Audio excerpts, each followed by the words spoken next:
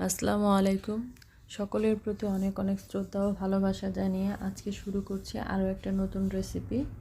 তো আশা করি ভালো লাগবে, আর যদি ভালো লেগে থাকে তাহলে অবশ্যই আমার ভিডিওটিতে লাইক, কমেন্টস, শেয়ার করে যাবেন। এখানে আমি 3টা পাকা টমেটো নিয়েছি। আর টমেটোগুলো অল্প কিছুটা পানি দিয়ে চুলায় বসিয়ে দিয়েছি। দেখেই বুঝতে পারতেছেন যে আমি কতটুকু পানি দিয়েছি।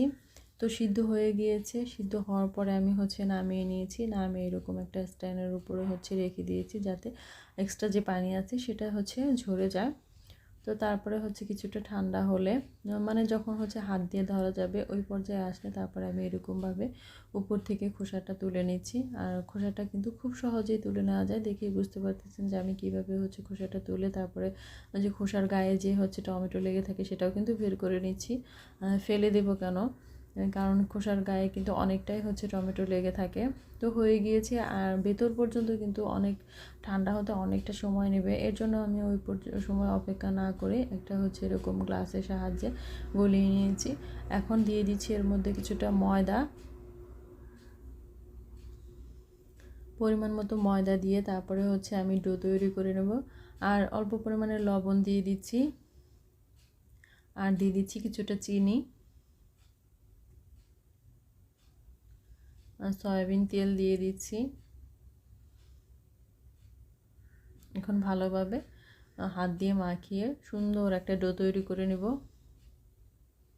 দেখুন আমি ডোটা কতটা শক্ত করেছি দেখে বোঝা যাচ্ছে। অতিরিক্ত শক্তও হবে না, আবার একদম নরমও কিন্তু হবে না। তো এখানে আমি কাঁচা মরিচ, পেঁয়াজ কুচি, ধনিয়া পাতা কুচি আর নিয়েছি গাজর কুচি করে দিয়ে দিচ্ছি, একটা ডিম আর একটু লবণ। এখন আমি সবগুলো চামচের সাহায্য নেড়ে চেড়ে মাখিয়ে নিচ্ছি, একসাথে করে নিচ্ছি।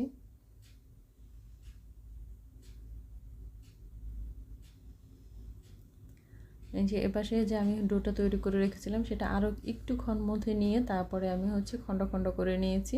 যে যেরকম সাইজে করবে, যে কয়টা করবে সেই অনুযায়ী খণ্ড করে নেবে। তো আমি এক খণ্ড নিয়ে এরকম রুটি বানিয়ে নিয়েছি। এখন এর মধ্যে তেল ব্রাশ করে দিচ্ছি।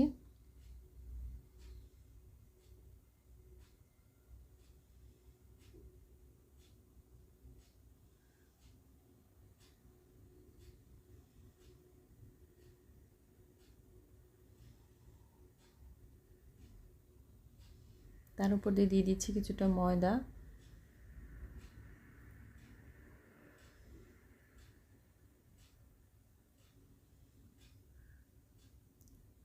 সুন্দর করে ব্রাশ করে সব জায়গায় ময়দাটা লাগিয়ে দিচ্ছি। তারপরে এরকম ভাঁজ দিয়ে, আসলে আমরা পরোটা বানাতে কিন্তু সকলেই জানি যে কীভাবে পরোটাটা তৈরি করে নিতে হয়।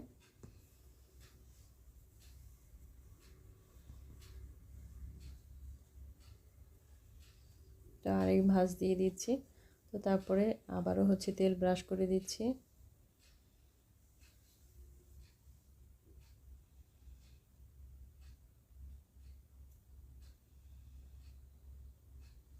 এই পাশ থেকে আরেকটা ভাঁজ দিয়ে হাত দিয়ে চেপে চেপে দিচ্ছি।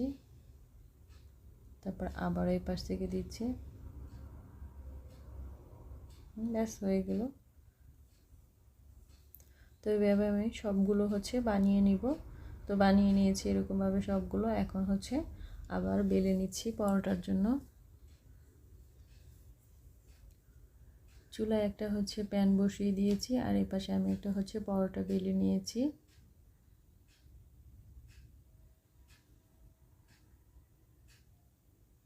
তো এখন চুলায় আমি পরোটাটা দিয়ে দিয়েছি।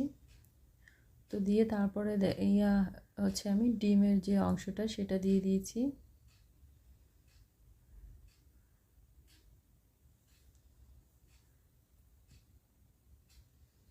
পরোটা যখন দিবেন তখন তার আগে কিন্তু অবশ্যই তাওয়ার মধ্যে একটু তেল ব্রাশ করে তারপরে দিবেন।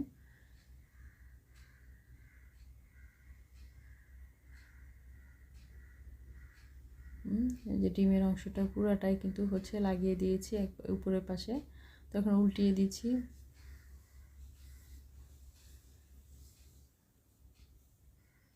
উল্টিয়ে আরও একটু তেল দিয়ে দিচ্ছি,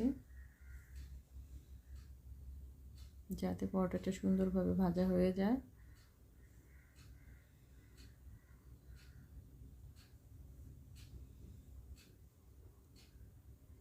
একটু চেপে চেপে দিচ্ছি। সুন্দরভাবে কিন্তু ফুলে উঠেছে।